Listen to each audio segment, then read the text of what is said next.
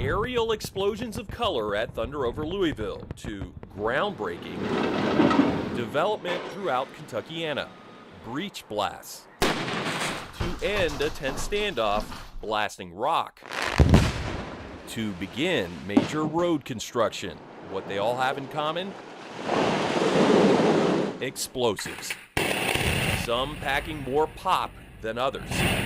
High explosives, that would be the fireworks that you see at Thunder over Louisville. Some low explosives can be boosters. Commercially, the biggest bang is often used for construction. Blasting agent, that would be ammonium nitrate fuel oil. This is what we would generally use for blasting for roads. Powerful enough to rip apart rock to turn it into rubble. Danger to people is probably an understatement. Explosives is one of our highest priorities, obviously, for the public safety reasons. If any goes missing. Do you drop what you're doing and try to find these as quick as possible? That's exactly what we do. And ATF did in early June, dispatching agents from the Louisville office to a River Ridge development site across the river in Jeffersonville, where someone stole nearly 100 pounds of ammonium nitrate blasting agent, similar to this, from a trailer. We quickly put out information through the media. A month later, ATF reported they recovered the explosive material at an undisclosed location in the county. Explosive thefts are extremely rare. Just how rare? We submitted a Freedom of Information Act request July 19 through ATF headquarters in Washington, D.C., asking for stolen explosive statistics nationally over the last 10 years. After a follow-up email and a phone call, still no response.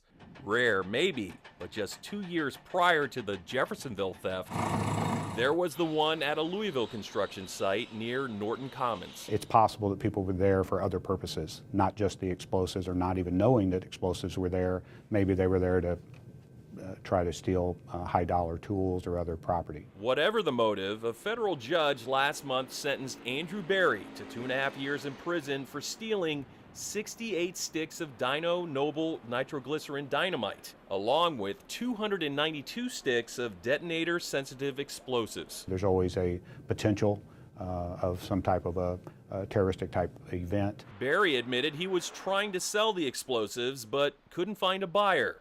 ATF luckily recovered everything at 514 West St. Catherine Street in Old Louisville 3 months later. I think that as time goes, it does become harder. The dynamite and detonators had the potential of blowing up not only the building on West St. Catherine Street, but could have, according to the feds, leveled the surrounding city block, which included a daycare. We certainly are glad that we were able to recover them. Berry told investigators he spent 2 hours prying open the container to get to the explosives. 120 minutes, and no one saw him. No one even knew. Generally there's a box magazine that would be in the middle of a field. Magazines are basically heavy-duty containers, including bunkers of the past, federally required to be able to absorb an accidental explosion, and lawfully required to be kept at a safe distance. From a road, from a railroad, from inhabited buildings like houses or offices. But when construction crews are gone for the day, WHAS 11's I-Team discovered that most, if not all the time, no one is standing guard. The magazines can be left alone. Our regulations do not require for armed guards and barbed wire. Nor do the feds require video surveillance. And while missing or stolen explosives are always alarming, the containers don't even have to have an alarm. Are those magazines required to be fastened to the ground? No, however, they're pretty heavy. They are locked. Can't just be a padlock off the shelf. And literally loaded. If someone wants to get in, they probably are going to get in. Andrew Berry got in. That's very, very frightening. And Kentucky Congressman John Yarmuth acknowledges that the issue Sounds like it's a loophole. is not on Capitol Hill's radar. When we contacted your office, were you kind of surprised that this was going on? Yeah, absolutely. A blip. You would certainly think that a terrorist might be interested in dynamite. America, Congressman Yarmuth says, ought to take a look at. I think if you've got materials that pose an imminent threat to the community or to the country, that you want the strictest security measures possible. States can decide to tighten up security, Ultimately, this is first and foremost a local and state responsibility. but the I-Team found that Kentucky and Indiana's regulations are no stronger than the federal government's. So you don't want to have explosives that are vulnerable to theft. According to a representative from the RMAG Corporation, a world leader in magazine manufacturing, Pennsylvania is the only state he could think of which has the added rules of alarms and surveillance on the containers. Meanwhile, Canada, as a country, the rep says, requires the same. I'm not sure that the government is that prescient that we could foresee every possible problem. But when we see it, we need to act very quickly, or as quickly as possible. And this is something that I would think Department of Homeland Security and ATF ought to come to Congress and say, the laws aren't adequate, we need to change them. If you had to articulate that you're in fear for your life, Thou shalt not kill, no, don't shoot anybody in the back. unless there's a legitimate threat. If you're in your house and you woke up in the middle of the night and somebody's in your home, Not the typical commandments, do not, I repeat, do not just throw a firearm in a purse. but off to the left of the pews at New Horizon Baptist Church in Hardin County, Make sure you get a safe holster. just outside the sanctuary. Nobody really knows how many guns are actually in Kentucky. This Saturday sermon Think about it. preached verses from this booklet. Firearms. That's the main premise of this course. Scripture from the Commonwealth of Kentucky on carrying concealed deadly weapons. State certified instructor Josh Lindblom So we're lined up. Huh? teaches the 6-hour permit course at the church, There's any lint, brush it out. administers the open book multiple choice test, Go ahead and pass those forward. and then takes the class out Let's go. to test their aim, getting hands-on with handguns. Raise it up. Aim a fire. Aim a fire. There you go. Lindblom says One more, right? I don't think so. There you go. his concealed carry classes are always full. 1, 2, 3, 4, 5, 6. Equal opportunity for all ages over 21. 77 years young, right? All races, Perfect. all skill levels, experienced You just passed. Oh, yeah. to first-time shooters, There you go. Supposed to use 1 eye, 2 eyes. new to this caliber There you go. Great shot. Right of there on the right personal side of the chest. protection. Perfect shots, Michael. Concealed carry licenses are on target for another big year, jumping more than 60% from 2015 to 2016, the statewide total more than doubling since 2010. On the bodies. Good job. Thank you. They're not gun nuts. These are regular citizens, law-abiding citizens. So why the church? You can pray all day long and stuff that something doesn't happen, but you never know. Lindblom says, in the beginning, many in the congregation wanted to qualify. There's about 4 congregations here that I've helped, put stuff together for them. The church's pastor admitted to the I-Team that he often carries a pistol at the pulpit. Well, sure. There's people in the congregation that do. That today, at least 50% of his flock can legally be packing in the pews. There's a lot of desperate things happen out there, and just people want to be ready for it. It's not just happening in rural America. Urban church communities realize evil can walk in at any time. There's no more just leaving the doors open. It's serious. At Sunday service, heightened security was in the sermon at Louisville's Little Flock Missionary Baptist Church. Turn to your neighbor and tell him, if you see something, say something. The I-Team was already exploring concealed carry at churches weeks ago, but after Texas, If it can happen there, it can happen here.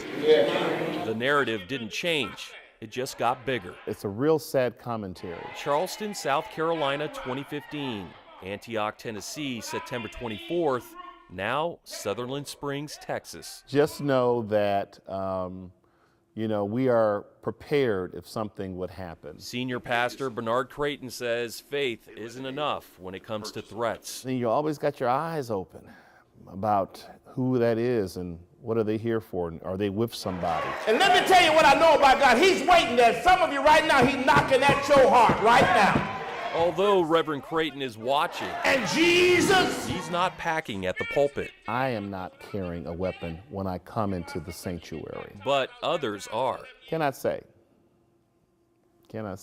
And like air marshals, you just don't know who you're sitting next to in your row. We're not going to let anybody just come into our churches and just start shooting. Everybody is welcome to come to church, but if you're coming to do evil, I think you're in for a rude awakening. That's not to say that he's preaching. Jesus has not forgotten about you. Little Flock protects itself from the wolves with the whole congregation being fully loaded on concealed carry. I'm not going to encourage the members of our church. I'm not going to do that. The church is a community. My Lord! Where the spirit is uplifted. Thank you, Lord! Especially in dark times. You can come to Christ today and give him your heart, and he'll save you today. Church is supposed to be a safe place.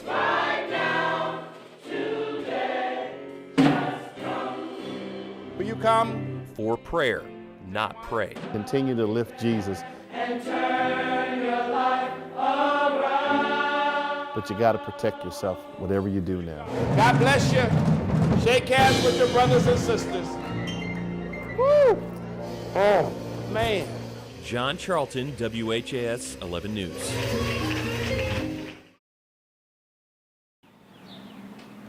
Grant us a serenity to accept the things we cannot change.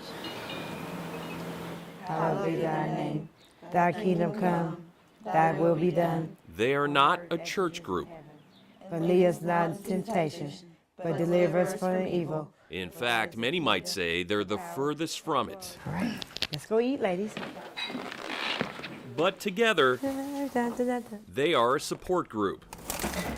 They eat together, Just for the lettuce, Ange. tell each other how it all started, He's with me. and keep tabs on others who haven't yet come home. Yeah, he be beating her. To this home, ironically located on Date Street. He probably gonna pimp her out. They call themselves survivors of prostitution. It was 11 yesterday. And Christine left, so it's 10. They did it for money, It was sometimes 3 or 4 clients a day. did it to feed a drug addiction, It was pretty much signed my death certificate. did it just to have a place to stay. I was coerced, I was brought, I was sold. Angela Renfro was on the market for 20 years, It was a pretty rough road. but prostitution wasn't a choice Most of the time I was trafficked through hotels. because the now 48-year-old says she started at a terribly young age. 9 years old.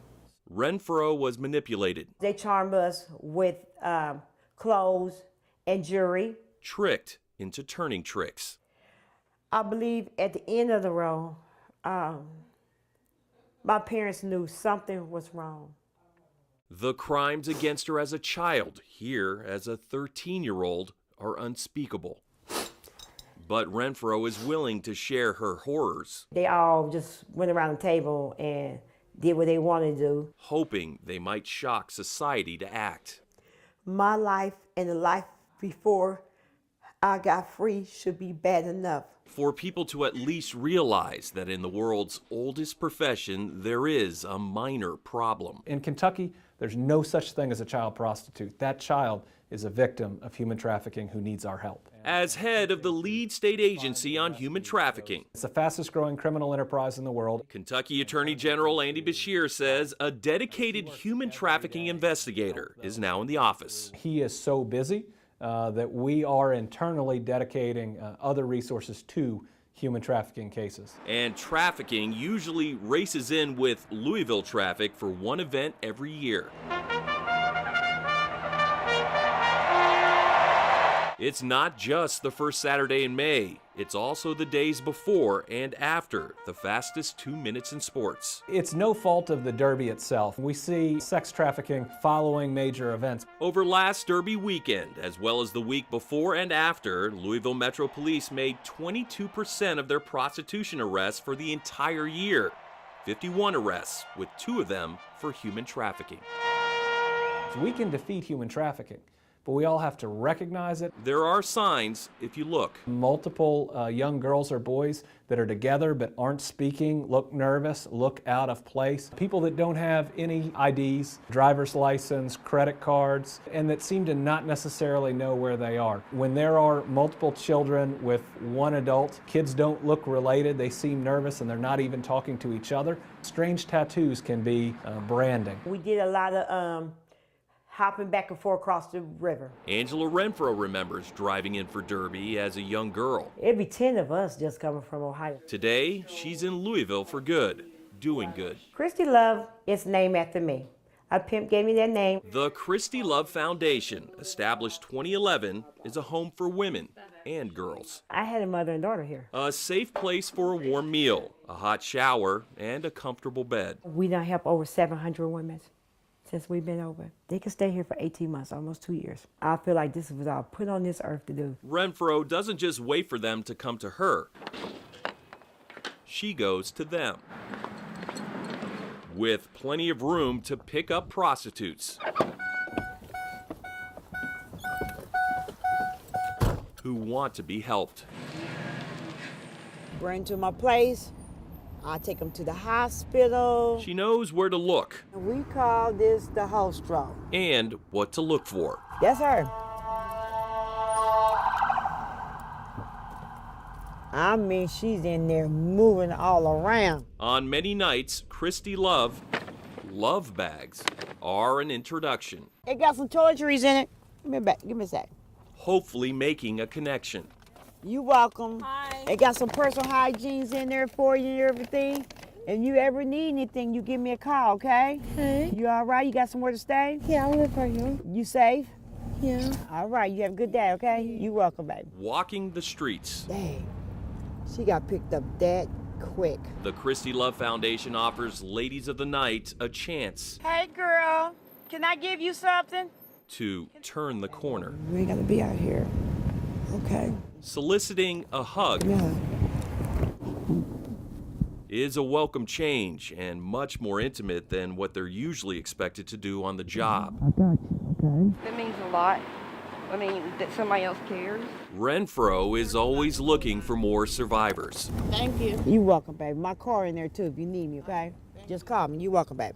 Especially those who can be helped early. Real young. She working the street, and she's new. She's new. We want to get that reputation, be like, you know that gray van? That woman named Christy Love? If you see her, holler at her. She can help you.